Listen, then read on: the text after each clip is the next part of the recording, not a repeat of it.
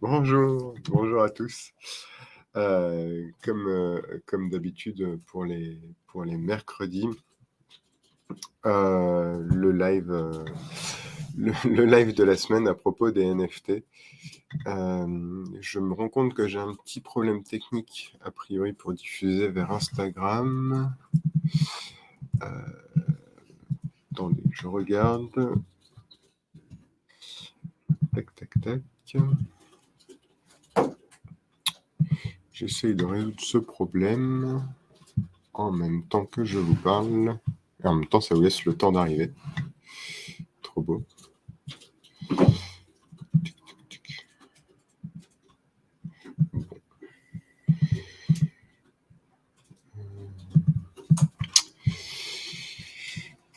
Peut-être que ça ne fonctionnera pas sur Instagram pour aujourd'hui. En tout cas, on est sur Twitch et sur LinkedIn. Et donc, je suis Stanislas Mako, le fondateur de CalArt, qui est une plateforme française pour faire des NFT avec une spécificité, un élément particulier, c'est qu'en fait, on fait des NFT sans crypto-monnaie. L'idée, c'est qu'on peut acheter et vendre les NFT directement, sans avoir de wallet, sans avoir de crypto. On s'occupe de toute la complexité technique et on met en place tous les éléments nécessaires pour que n'importe qui puisse acheter des NFT très facilement. Donc on a plein d'artistes différents qui viennent sur CalArt et qui mettent en vente leurs œuvres au fur et à mesure des jours, des semaines, des mois. Et c'est très intéressant. Et en plus, on s'est aussi rendu compte que de plus en plus d'entreprises avaient des besoins autour des NFT. Et donc, nous demandaient en fait comment est-ce qu'on pouvait les aider pour faire des NFT. Donc, on s'est adapté autour de ce besoin et on met en place en fait des éléments qui permettent aux entreprises d'elles aussi pouvoir fournir des services autour des NFT. Donc, par exemple, soit tout un système d'API qui permet d'intégrer les NFT directement dans l'existant d'une société, dans un site internet existant ou dans un CRM existant, peu importe les besoins, on est capable de s'adapter. Ou sinon, en fait, on peut avoir CalArt en marque blanche et mettre en place en fait tout un environnement sans faire apparaître CalArt, juste avec les logos de la société du client pour avoir une plateforme à vos couleurs. Donc l'idée en fait de ce live, c'est d'interagir sur les sujets que je rencontre au cours de la semaine ou que vous pouvez me soumettre en commentaire, dans le chat, dans les différents chats. Normalement, je reçois tous les messages et on peut interagir soit par rapport du coup à votre business, à vos cas d'usage à vous, voir comment les NFT peuvent s'appliquer, ou sinon, moi, je vous fais part des cas d'usage qu'on m'a soumis pendant la semaine et on essaye d'interagir autour de ça et de voir si ça vous donne des idées, si ça vous parle. Donc n'hésitez pas à interagir, c'est un peu le but du format. Et puis voilà. Présentez-vous aussi si vous voulez dire coucou, bonjour, n'hésitez pas. Parce qu'en fait, j'ai beaucoup de retours après le live, il y a beaucoup de rediffusions et de vues après, pas forcément pendant, donc n'hésitez pas à dire bonjour aussi quand vous êtes là, comme ça je vois qui vous êtes. Et j'avais eu du coup une conversation lundi qui était assez intéressante autour du renforcement d'appartenance à une communauté. En fait, je discutais avec un fondateur en quelque sorte d'un réseau social interentreprise et en fait, il me disait qu'il avait un problème, c'était de favoriser l'utilisation de son outil et de favoriser en fait les interactions. Et il ne trouvait pas forcément les moyens de le faire. Et il se demandait est-ce que les NFT pouvaient intervenir là-dedans.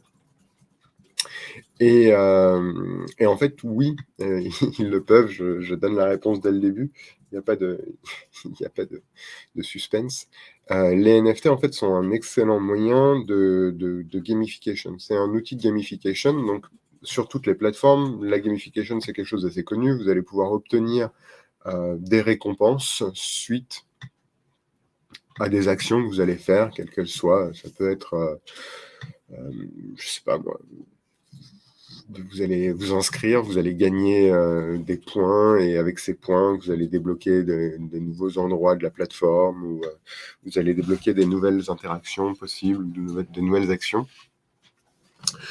Et vous pouvez aussi parfois gagner directement des badges où en fait, vous avez, je sais pas, par exemple, couru pendant 10 km, et ben, dans votre application de sport, vous allez avoir un badge qui va apparaître, qui va dire: «Félicitations, vous avez couru pendant 10 km, vous faut être très content de vous». Et en fait, ça donne toujours ce petit côté, ce petit élément émotionnel qui va déclencher quelque chose dans la tête de l'utilisateur, qui va lui faire passer un autre moment, en fait, qui va lui faire vivre un autre moment. En plus d'avoir utilisé l'application, il va se sentir bien de l'avoir utilisé et heureux. En fait, ce badge, en réalité, au final, il a très peu de valeur parce qu'il est très dépendant de l'application. C'est-à-dire que si demain vous supprimez l'application, si vous perdez votre compte, en fait, vous n'avez plus accès à ce badge, et en fait, finalement, vous avez eu un petit moment de peps sur le coup pour vous dire: «Ah, je suis trop content, j'ai gagné ce badge, c'était chouette». Par contre, il n'a aucune durée de vie. Il n'a aucune durée de vie en dehors de l'application, et même dans le temps, il y a peu d'effet à avoir gagné ce badge. Peut-être à se dire à la fin: «J'ai gagné tous les badges», mais c'est un cas d'usage qui est assez limité.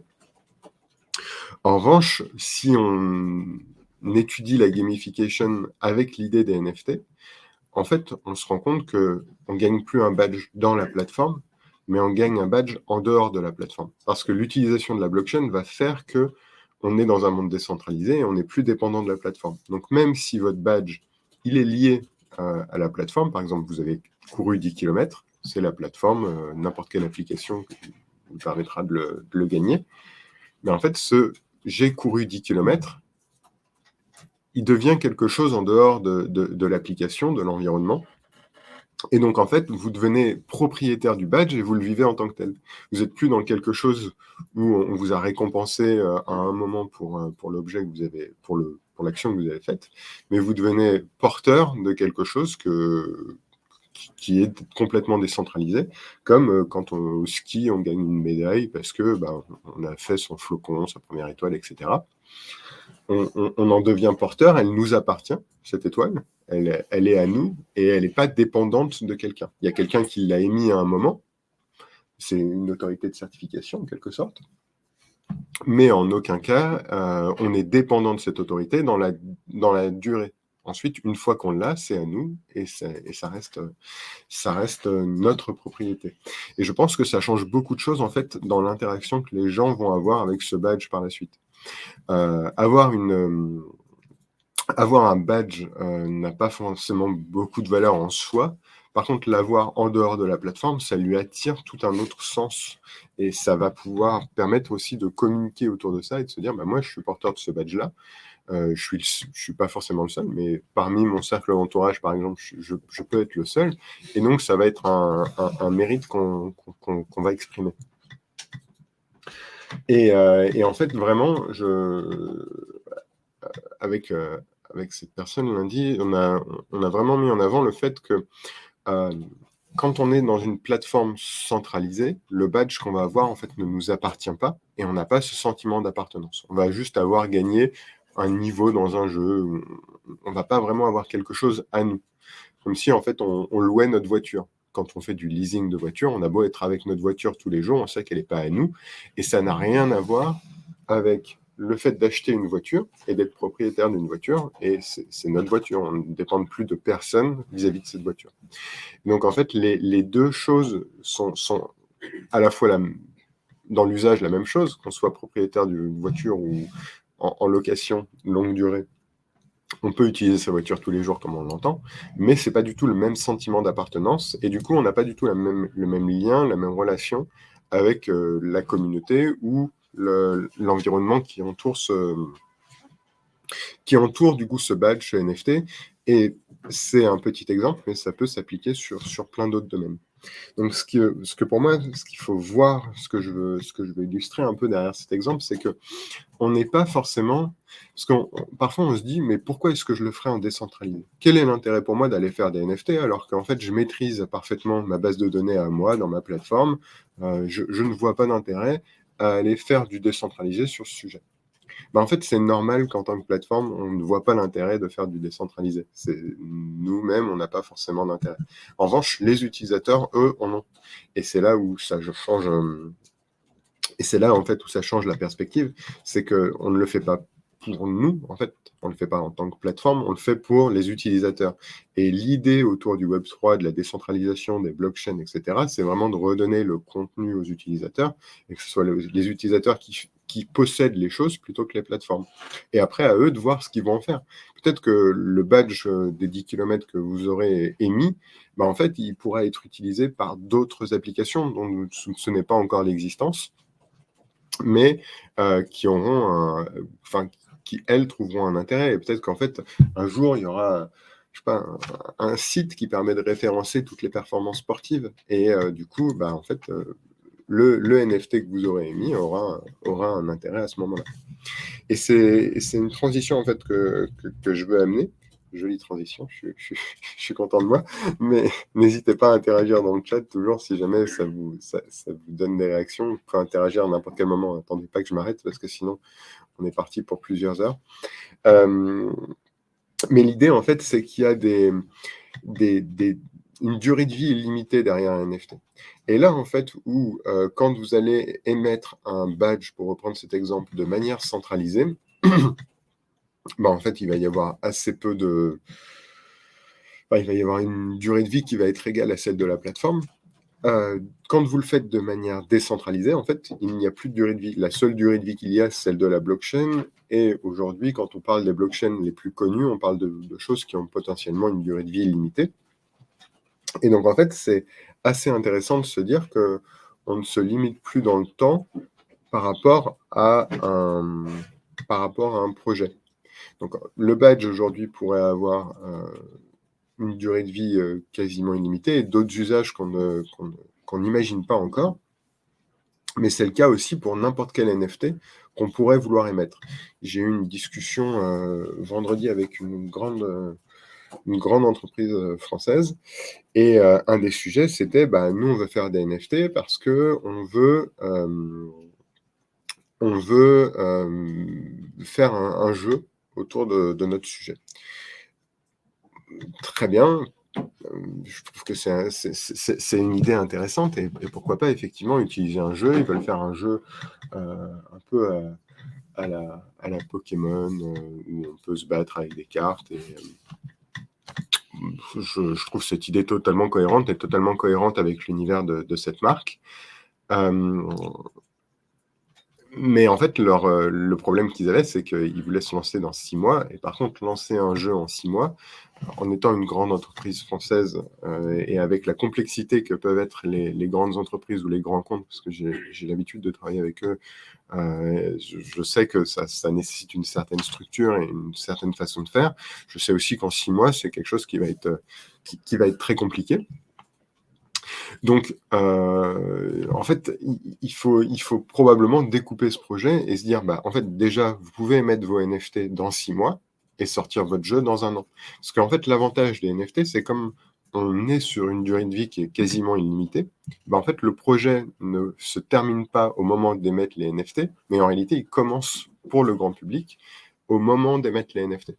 Et donc, en fait, c'est un changement de vision vis-à-vis du projet en lui-même, parce que là où aujourd'hui, imaginons, je sais pas moi, bah, Apple sort son téléphone, bah, le téléphone est fini, le produit est fini et il ne bougera plus. Il y aura un nouveau téléphone qui va sortir dans 1 an, mais ce sera plus le même, ce sera plus l'iPhone 13, ce sera l'iPhone 14, et ainsi de suite. Bah, en fait, avec les NFT, c'est pas du tout comme ça. Avec les NFT, c'est plutôt j'ai sorti mon NFT et peut-être qu'il n'a pas encore d'usage, peut-être que je ne l'ai pas encore trouvé de finalité, mais en fait, l'usage va se construire et le produit autour du NFT va se construire dans le temps. Et il y a un exemple là-dessus qui est assez simple, mais qui est parlant. Il y a un projet qui s'appelle Loot, L-O-O-T.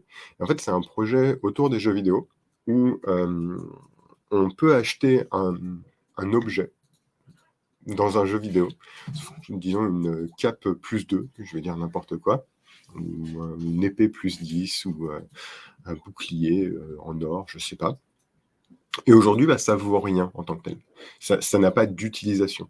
L'utilisation que ça aura, ça dépendra des jeux vidéo, qui vont intégrer ce NFT et potentiellement un jour, des dizaines de jeux vidéo intégreront seront compatibles avec ces NFT et quand on arrivera dans le jeu avec son épée +10 plutôt que de démarrer tout nu dans la jungle on démarrera tout nu avec une épée et ça changera forcément l'expérience qu'on a du jeu, mais en même temps, ça permet d'avoir une durée de vie, complètement différente par rapport au projet du NFT et potentiellement aussi même par rapport au jeu, des expériences par rapport aux jeux qui sont différentes et ça ouvre vraiment tout un nouveau spectre d'utilisation des NFT. Et c'est là où je trouve que c'est particulièrement intéressant aussi, c'est de se dire qu'on ne sait pas forcément aujourd'hui ce à quoi va servir le NFT plus tard. On peut déjà avoir des idées, on peut présenter une roadmap, et c'est ce qui se fait d'ailleurs dans beaucoup de projets de NFT. On présente potentiellement les cas d'usage à l'avenir, mais rien n'est arrêté, rien n'est figé pour autant, et en fait, on peut vraiment s'ouvrir à plein de cas d'utilisation différents. Et en plus, la valeur augmente. C'est-à-dire qu'en fait, au début, vous allez pouvoir dire que vos early adopters, ils vont avoir gagné un NFT très tôt, et en fait, il leur a peut-être pas forcément coûté beaucoup d'argent à ce moment-là. Mais avec le temps, avec les services que vous allez rajouter autour pour les possesseurs de ce NFT, en fait, le NFT va prendre de la valeur. Et si du coup, vous avez appliqué le système de droit de suite, en fait, vous continuez de toucher de l'argent sur la durée des transactions qui ont lieu sur ces NFT. Donc, si, admettons, un de vos early adopters finalement n'est plus intéressé par votre projet, il va revendre son NFT. Ça va lui rapporter certainement plus d'argent que ce qu'il aura mis au début, mais en plus, vous, ça va vous en rapporter, donc ça va aussi vous permettre d'améliorer votre projet au fur et à mesure du temps. Les NFT aussi sont un sujet de pédagogie et peuvent être un outil de pédagogie avec vos utilisateurs. C'est aussi l'occasion d'interagir avec eux. Et en fait, quand une marque, un groupe souhaite se placer sur le sujet des NFT, c'est aussi l'occasion d'ouvrir un moment de communication avec eux. Et il n'y a pas forcément un enjeu purement mercantile derrière, il n'y a pas forcément une obligation de gagner de l'argent en vendant des NFT. Il y a aussi potentiellement juste une utilisation sous un angle de communication, sous un angle de marketing. Et en fait, vous n'êtes pas obligé de faire des NFT pour les vendre, vous pouvez faire des NFT pour communiquer autour de votre marque et la renforcer, obtenir un moment pour échanger avec votre client et potentiellement lui faire de la pédagogie. Vous placez, vous, comme étant une société, une marque qui a un savoir-faire ou en tout cas une envie d'innovation, ce qui est souvent le cas maintenant. Gaylord, du coup, tu as une question. Bonjour, merci. Quel est le mécanisme de prise de valeur d'un NFT utilitaire ? Le mécanisme de prise de valeur, il est double. J'ai envie de dire qu'il est à la fois classique, dans le sens où tu as une loi de l'offre et de la demande. Moins il y a d'offres, plus il y a de demandes, plus le prix va naturellement augmenter. Et donc, en fait, tu vas te retrouver à dire, au début, mon NFT vaut 1, il est rare, mais j'en ai fait qu'un seul, il vaut 1. Mais j'ai 10 personnes qui sont intéressées. Donc, les 10 personnes vont essayer de se le racheter et vont leur proposer à chaque fois un prix pour faire augmenter la valeur. Ça, c'est le mécanisme le plus simple pour n'importe quel NFT. Et en réalité, pour n'importe quel objet dans la vie courante, il faut toujours se rappeler quand même que les NFT sont adossés en fait à des objets. Et ça a beau être des objets virtuels, ils ont les mêmes mécanismes que n'importe quel objet. Avec un NFT utilitaire, on renforce aussi la valeur, parce que en plus de la rareté et donc de cette loi de l'offre et de la demande, on va aussi adosser le fait que l'utilisation peut avoir une valeur. Et si, disons, je ne sais pas, il y a un projet d'un, je ne sais pas comment l'appeler, un investisseur NFT ou un influenceur NFT, ou en tout cas il s'appelle Gary V, il a fait un projet autour d'un restaurant. Je me souviens plus exactement le nom du restaurant. C'est Fish quelque chose. Mais bref, si vous tapez Gary V restaurant, Fish, voilà, on me souffle Fly Fish Club. Mais en tout cas, il a fait un NFT autour de ce restaurant. Et donc, celui qui possède le NFT a la possibilité de rentrer dans le restaurant et de manger gratuitement dans le restaurant parce qu'il est possesseur du NFT. En fait, manger dans ce restaurant, ah pardon, j'ai fait une erreur. C'est pas gratuit. Merci le chat. Donc c'est pas gratuit. C'est l'accès au restaurant qui est exclusivement réservé aux détenteurs du NFT. Mais donc c'est comme accéder à un club en fait. On est possesseur de l'entrée dans un club. Et donc après, l'entrée dans ce club a une valeur. Quelle est sa valeur? Elle est relativement difficile à situer, mais on peut estimer que ça va être, si par exemple on veut rentrer dans un club connu à Paris, des clubs de sport ou ce genre de choses, ça va être plusieurs milliers d'euros. Il y a des clubs de sport à Paris à plusieurs milliers d'euros, c'est, on va dire, assez fréquent. Donc, on pourra dire que ton NFT a une utilisation et cette utilisation vaut, je sais pas moi, 5 000 euros par exemple. Ça peut être même des choses plus simples. Ça pourrait être un NFT te donne la révision gratuite pour ta voiture. La révision d'une voiture, ça coûte entre 150 et 200 euros. Donc la valeur de ce NFT va peut-être être de 250 ou 200 euros. Après, il y a le sentiment de rareté qui joue, et donc en général, ce prix-là va plutôt être un seuil en dessous duquel la valeur du NFT ne va pas descendre, mais sinon, potentiellement plutôt augmenter. Voilà. J'espère que j'ai répondu à ta question. Et fondamentalement, en plus, elle va augmenter justement à travers le temps.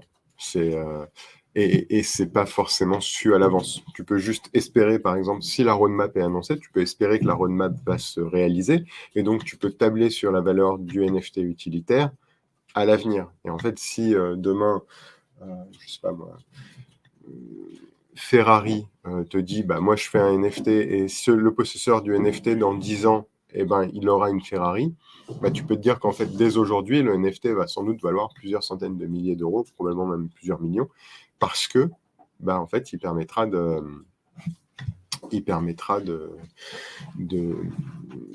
une Ferrari. Et du coup, ça vaut très cher. Même si aujourd'hui, il ne permet rien, il le permettra sans doute dans 10 ans. Voilà, dans le chat, il y a l'adresse du projet de Gary V sur l'accès à un restaurant.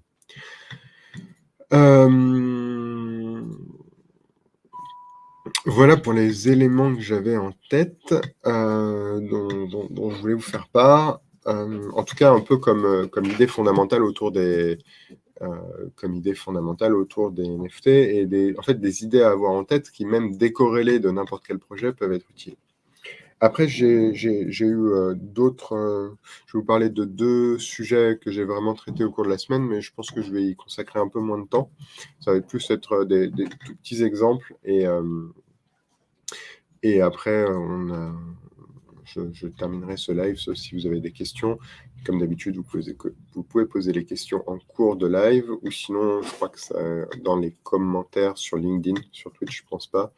Et en fait, je les regarde, soit je vous réponds en direct, soit on se répond en message privé, soit j'en parle dans le prochain live, parce que du coup, c'est un rendez-vous hebdomadaire que je fais tous les mercredis à 11h. Et en tout cas, dans les autres exemples que j'ai eus cette semaine, c'était une discussion avec une marque pas vraiment du coup une marque, mais une écurie de moto qui souhaite avancer en fait dans les NFT et mettre en vente des NFT, mais du coup ne pas dépendre d'une plateforme tierce. Donc c'est pour ça que j'ai une discussion avec eux, parce que en fait, avec les solutions qu'on a sur CalArt, on est capable d'aller intégrer directement de la vente de NFT dans une plateforme préexistante. Et donc en fait, à côté de À côté de n'importe quel, produit, comme, je sais pas, n'importe quel merchandising que peut avoir cette écurie, bah, en fait, il y aura aussi des NFT et ces NFT pourront donner des accès privilégiés à leurs possesseurs. Donc en fait, ça sera vérifié et bah, par exemple, avoir accès, aux sessions d'essai, avoir accès au paddock, avoir accès aux coulisses, des différents grands prix ou des différentes courses qu'il peut y avoir autour de cette écurie. Et en fait, l'avantage, c'est que ça reste quelque chose qui est virtuel, comme une carte de membre, mais qui peut être émise très facilement et qui n'est pas et qui peut être revendue, qui peut être transmise dans le temps à d'autres personnes. Et on n'est pas en fait contraint à vie avec cet achat. Cyril, tu poses la question, est-ce que c'est diffusé sur YouTube? Non, je n'ai pas fait le choix de YouTube comme plateforme de diffusion. C'est Twitch et LinkedIn et Instagram. Mais sky is the limit. Alors, si vous voulez sur YouTube, je veux bien, mais il faudra m'expliquer pourquoi d'abord. Donc voilà, on a une discussion voilà, sur des choses autour de la carte de membre et l'idée qu'en fait les NFT peuvent jouer le rôle de carte de membre. J'ai une autre discussion, je vais pas forcément donner le cas d'usage précis parce que je pense que c'était un peu confidentiel et qu'il a envie de rester un peu pionnier dans son domaine, mais c'était vraiment sur le sujet des préventes et en fait, aujourd'hui, il y a des secteurs d'activité où les préventes sont très, je dirais pas réglementées, mais très centralisées pour le coup et en fait, il y a toute une forme de contrôle autour de la prévente et de fonctionnement des préventes dans ce marché-là.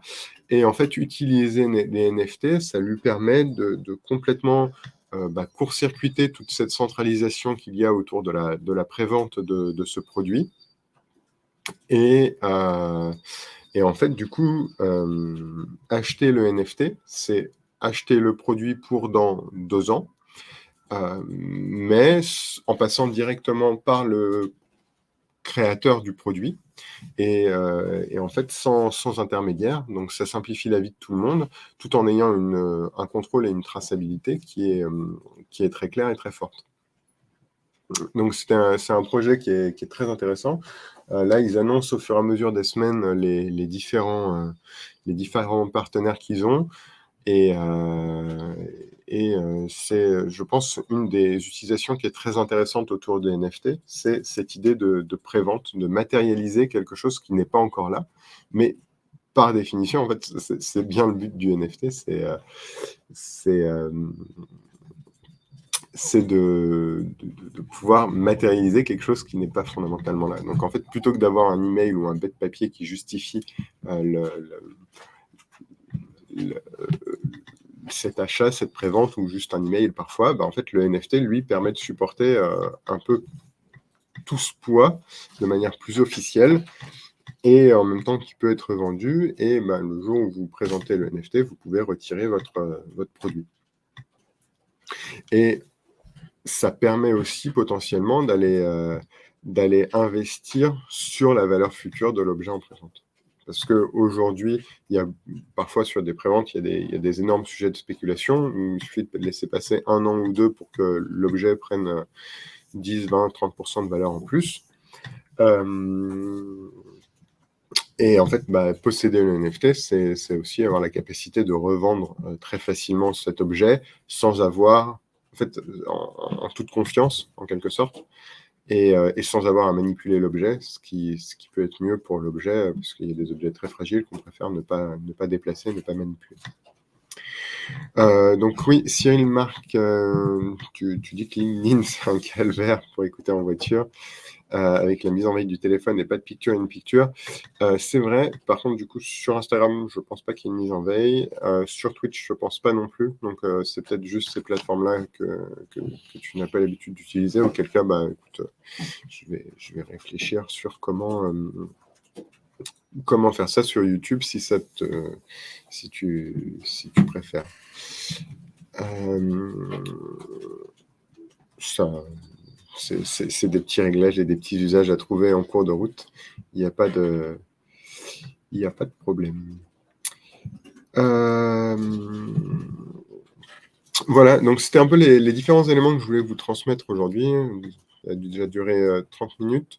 Pour un peu faire un résumé et une petite conclusion. Donc, je suis le fondateur de CalArt, une plateforme française qui fonctionne, donc plateforme de NFT française qui fonctionne sans crypto-monnaie, uniquement en euros et en dollars, et on est capable en fait d'aller rajouter cette spécificité-là dans différents cas d'usage, et en fait on est ouvert à tous les projets, notamment ceux des entreprises, pour voir comment les NFT peuvent s'appliquer. On a discuté du fait que les NFT peuvent être un usage pour renforcer la collaboration et que le fait que ce soit décentralisé, c'est un atout par rapport à la centralisation d'un objet ou par rapport à la centralisation d'un badge. On a parlé que les NFT, du coup, avaient des durées de vie illimitées dans le temps et que souvent, en fait, le drop du NFT, c'est plutôt le début du projet que la fin, là où ce qui est complètement l'inverse de ce qu'on vit dans le monde traditionnel. Je vous ai donné 2 cas d'usage différents de NFT, soit en tant que on va dire, carte de membre qui devient un actif et qui permet d'obtenir des expériences, soit en tant que support d'une prévente. Et le petit élément supplémentaire que j'ai oublié de vous dire, c'est que du coup, il y a un livre au sujet des NFT qui est sorti et qui donne un bon état des lieux sur la vision qu'il y a autour des NFT. J'avoue que je suis dedans, mais c'est pas moi l'auteur. Mais je trouve que l'exercice qu'ont fait les auteurs, je crois Sophie Lanoé et Olivier, j'ai oublié son nom et j'espère qu'il ne m'en voudra pas, sont intéressants parce qu'en fait, ils prennent un peu une photographie de ce que pensent aujourd'hui les gens des NFT à travers vraiment différentes visions. Et absolument pas uniquement la mienne, mais aussi au travers de celle de John Carp ou Lucie Éléonore de la maison d'enchères Fauve, d'artistes. Donc c'est quelque chose d'assez large et je pense que c'est une ressource qui est intéressante pour un peu appréhender les différentes façons de voir les NFT et qui sont très spécifiques à chacun en fait. Je suis dedans, mais tout le monde n'a pas forcément la même idée, la même vision, et en plus, on est vraiment différents types d'acteurs, donc ça rend ce livre particulièrement intéressant. En autre livre intéressant, je pense qu'il ne faut pas oublier non plus La Révolution NFT, je crois, de John Carp et de Rémi Pérez. NFT Révolution, naissance du crypto-art, pour moi, qui est un autre ouvrage qui est intéressant. Pour le coup, dans celui-là, je ne suis pas, donc il n'y a vraiment pas de lien par rapport à moi. Mais qui est aussi un livre pour moi qui est très intéressant et qui donne une vision assez exhaustive de ce que peuvent être les NFT et de la vision de tout à chacun. Voilà, écoutez, ce live est terminé. Si vous avez des questions, n'hésitez pas. Si vous en avez quand vous consultez la rediffusion, n'hésitez pas non plus. Et si vous en avez pas, je vous dis à la semaine prochaine, en espérant que ce live vous intéresse toujours autant. J'ai l'impression, en tout cas, au fur et à mesure du temps, les chiffres montent, donc j'ai l'impression que ça vous intéresse. N'hésitez pas si vous avez des questions et si vous souhaitez interagir avec moi, je suis disponible. Cette fois-ci, je vais mettre une musique que je ne connais pas. Ce sera le rock. Bonne journée à tous.